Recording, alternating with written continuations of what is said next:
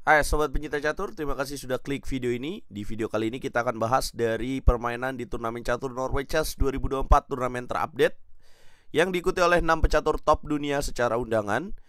Ada Magnus Carlsen, ada Hikaru Nakamura, ada Ding Liren, ada Pragnananda Ramesbabu, dan ada Alireza Firouzja, juga ada Fabiano Caruana.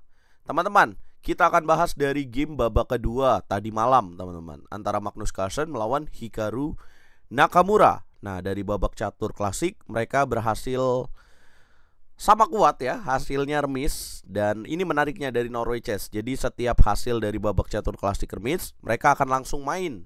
Jeda sekitar 10-15 menit mereka bermain di babak Armageddon Game. Buat teman-teman yang belum tahu, babak Armageddon Game itu apa sih bang? Armageddon Game itu Magnus Carlsen pegang bola putih, waktunya 10 menit. Hikaru Nakamura pegang bola hitam 7 menit. Konsekuensi atas lebih sedikit waktunya Hikaru Nakamura, kalau remis game ini, maka Hikaru Nakamura yang dianggap memenangkan pertandingan. Sementara uniknya, kalau menang di babak catur klasik dapat 3 poin. Kalau menang di babak catur Armageddon dapatnya 1,5 poin. Dan lawannya yang kalah tetap dapat poin, yaitu 1 poin. Langsung saja kita bahas gamenya. Sebelum itu jangan lupa tekan tombol jempolnya dulu guys, karena itu gratis. Jangan lupa di like dulu, share, subscribe, dan komen guys. Dan nyalakan lonceng notifikasi kalian supaya nggak pernah terlambat dari konten terupdate RL Chess. Magnus Carlsen memulai dengan langkah E4, E5, kuda F3, kuda C6, gajah B5, A6, gajah 4, gajah C5. Sebenarnya apa yang mereka tampil ini adalah sama. Openingnya sama, yaitu Ruy Lopez, variasi Morphin Defense yang mereka tampilkan juga di permainan catur klasik. Dan kemudian putih lanjutkan dengan jalan rokade, hitam kuda G ke petak E7. Cuma bedanya di sini nih. Di langkah berikutnya, langkah ke-6, kalau di babak catur klasik Magnus Carlsen pilih C3, di babak Armageddon Game ini dia lebih pilih sikat pion di petak E5. Apa perbedaannya? Kalau menurut saya, strategi yang pengen dimainin sama King Magnus sama God Magnus itu, kalau di babak catur Armageddon Game ini kan waktunya beda nih, tinggal dikit doang ya. Babak speed chess. Nah, jadi dia pengen catur yang lebih komplikasi atau lebih ruwet lagi. Kuda makan kuda, kemudian dapatkan kembali setup fork dengan D4, hitam membalas dengan B5, putih gajah B3, dan sikat pion di petak D4. Dia lebih pilih tukar gajahnya aja. Kemudian sikat pakai queen, kemudian D6 karena ada ancaman pada petak G7, dan kemudian putih lanjutkan dengan C3 untuk menyimpan gajah ke petak C2 sepertinya. Padahal kalau kita lihat sekilas kan bisa ya mainin langkah F4 supaya dapetin pion G7. Tapi tenang dulu teman-teman, karena sebenarnya ada langkah C5. Jadi ada balasan yang akan dilakukan oleh hitam. Kalau menteri C3 supaya jaga ancaman pada petak G7, akan ada jawaban kuda E5 ke petak G6. Dan ini nih gajahnya jadi bahaya. Kalau sikat pion ke petak G7, kemudian akan dijawab dengan langkah C4. Jadi mati guys. Nah, itu adalah sekilas kenapa putih nggak mainin langkah F4 supaya kalian tahu. Jadi dia lebih pilih C3, hitam rokade, putih lanjutkan dengan gajah F4, hitam lanjutkan dengan C5, putih mundur menteri D1, hitam gajah B7 ancam pion E4, putih jaga dengan benteng E1, hitam menteri C7, putih gajah C2. Belum dihancam langsung siap aja gajah C2. Hitam benteng AD8, Magnus kuda D2, hitam menteri C8, dan dia menyerang dengan menteri H5. Boom! Yap, ini yang kita perlukan ya sebagai buah putih. Ya, nggak ada pilihan lain, harus menang bos. Jadi ya mau nggak mau harus menekan sejak awal. Benteng F ke petak E8 dimainkan. Putih benteng AD1, hitam kuda E7 ke petak E6, putih gajah G3, hitam dorong pion C4, dan putih lanjutkan dengan manuver kuda F1. Cakep banget ya manuver ya. Udah kelihatan kuda F1 bakal kemana. Ke petak E3, menguasai F5, D5. Ada 2 pilihan. Tapi kalau dilihat sekilas ya, weaknessnya atau kelemahan dari hitam itu apa sih? Kita pasti bakal setuju D6 ya, sama petak F5 D5 ini yang bakal dieksploitasi sama putih. Langkah ke-19, hitam menjawab dengan langkah kuda D3. Kemudian terjadi pertukaran gajah pukul kuda, dipukul balik dengan pion, dan pukul lagi dengan benteng. Artinya ada terjadi pertukaran pion ya di petak D3 dengan E4. Dan terjadi gajah beda warna. Wah, gimana menangnya nih? Nah, putih nggak mau ngambil langsung pion di petak D6, tapi tempo dulu dengan benteng D4. Hitam gajah B7, nggak mau jaga dengan D5. Why? Karena kalau jaga D5 tetap ujungnya bakal jatuh juga sih.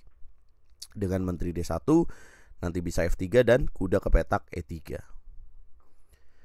Jadi Hikaru lebih pilih gajah B7 sekaligus ya bisa jebakan juga sih kalau terpancing dengan benteng D6 ini ya.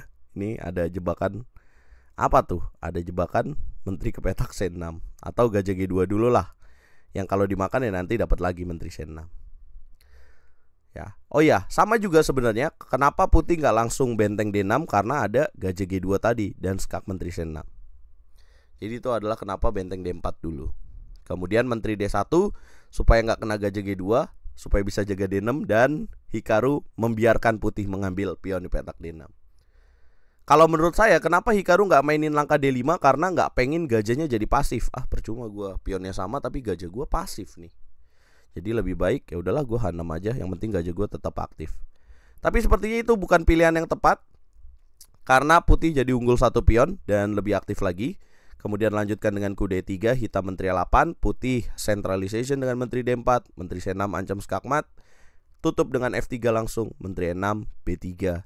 Kuda E7, bagaimana Magnus mengolah endgame dengan gajah beda warna ini? Langkah ke-31, menteri D3, skak dulu, menteri G6. Kemudian berani menukar menteri dan dilanjutkan dengan gila sih, tipis banget.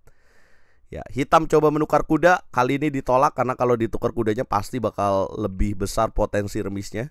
Tolak dengan kuda D1, F6, kemudian raja E2, pelan-pelan nih guys. Ya, angon meri sih. Kalau bahasanya siapa ya, Grandmaster Novendra ya. Waktu dia kecil, angon meri. Ini angon meri artinya ya ini nih, ngasuh anak-anak kecil ini nih, pion-pion ini supaya jadi menang 3 lawan 2 di sayap menteri.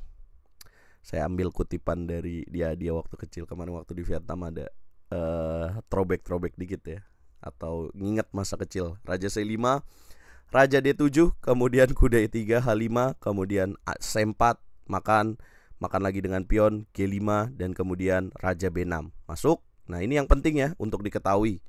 Kalau kita udah posisi endgame, gak ada benteng, gak ada menteri, potensi skakmatnya kan kecil. Jadi raja kita mesti aktif nih ke depan. Jadi raja tuh bukannya nyari tempat aman, tapi kalau di endgame ini malah jadi perwira yang bagus untuk menyerang. Malah kita harus nyerang. Gajah E1 tidak buru-buru ambil pion di petak 4. Kenapa? Di petak 6. Karena akan ada jawaban dengan langkah F5. Nah ini nih, pionnya putih. Jadi ada potensi gangguan seperti ini. F4, kuda C2, dan kemudian kuda G6 nih. Nah, Magnus lebih pilih jalan gajah E1 dulu, kemudian H4, dan kemudian H3. Jadi nggak ada gangguan dari 3 pion di sayap raja. Kuda G6, kemudian gajah C3, F5, kemudian makan 2 pion unggul. Kuda F4, kemudian jaga lagi, kemudian gajah 4, gajah F6, kuda E6, dan makan A6, 3 pion, raja D6, raja B6, dan Hikaru Nakamura menyerah karena ini pion hitam, tinggal majuin 2 pion ini dan udah pasti menang. Kalau dilanjutin contoh dengan gajah C6, putih tinggal lanjutin aja dengan kuda F5, raja ke petak D7 dan kuda E7, kemudian mungkin balik lagi gajah 4, tinggal dorong pionnya aja dan akan promosi. Luar biasa Magnus Carlsen menunjukkan kelasnya ya.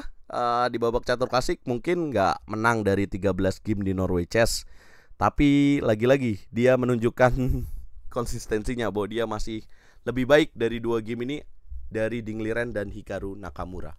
Kayaknya belum layak sih disebut sebagai rival ya Hikaru Nakamura. Ya, padahal di ruang konvensional atau ruang pengakuan waktu game sedang berlangsung, Magnus Carlsen bilang kalau saya mungkin akan bertahan di game ini, tapi Hikaru Nakamura tidak bisa menang juga di game catur klasik guys. Nah, siapa yang memimpin klasemen untuk sementara dari partai lainnya?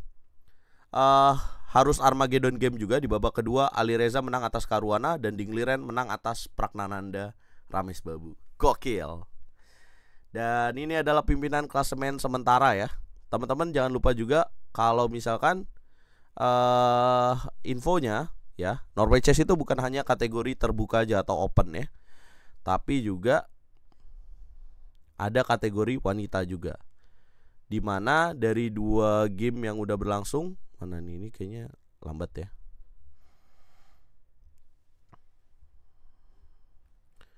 Ya lambat nih.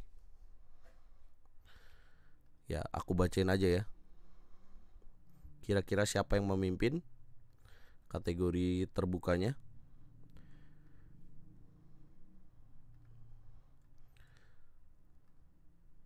Ya, Magnus Carlsen memimpin dengan 2 kali menang Armageddon Game, jadi 3 poin. Dan kemudian diikuti sama siapa lagi ya? Alireza kemarin kalah. Dingliren kalah juga. Ya berarti Magnus Carlsen aja yang 3 poin.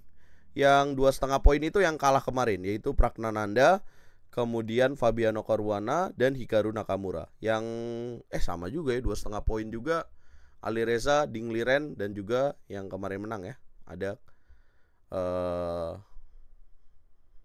Hikaru Nakamura juga 2,5 poin. Jadi Magnus Carlsen doang nih yang menang 2 kali. Nah, game berikutnya akan berlangsung pukul 22.00 waktu Indonesia Barat. Magnus Carlsen akan melawan Pragnananda. Gimana komentar kalian? Apakah Magnus akan kembali menang? Coba berikan komentar kalian. Jangan lupa like, share, komen, dan subscribe, follow sosial media RL Chess. Dan jangan lupa gabung ke RL Chess Academy guys, kalau kalian mau jago main catur ya.